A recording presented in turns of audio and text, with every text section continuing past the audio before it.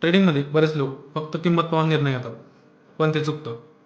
कारण प्राजॅक्शन आणि व्हॉल्यूम हे एकत्र पाहिलं तरच खात्रीशीर ट्रेड करता येतो. प्राजॅक्शन म्हणजे स्टॉक चार्टवर support, resistance, trend line, candlestick pattern नीट समजून घेणं. किंमत वारंवार एका ठिकाणी थांबली तर तो सपोर्ट किंवा रेजिस्टन्स होतो. ब्रेकआउट झाला तर मोठा मूव्ह सुरू होतो. पण ब्रेकआउट खरं आहे की खोटं हे व्हॉल्यूम सांगतो. जर रेजिस्टन्सवरून स्टॉक वर गेला आणि व्हॉल्यूम जास्त आहे तर मूव्ह जेन्युइन आहे.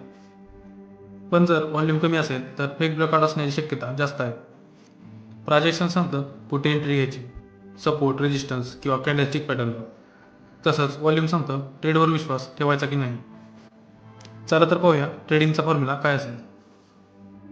ट्रेडमध्ये एंट्रीसाठी प्राजॅक्शनचा वापर करावा आणि कन्फर्मेशनसाठी व्हॉल्यूम्स चेक करावे.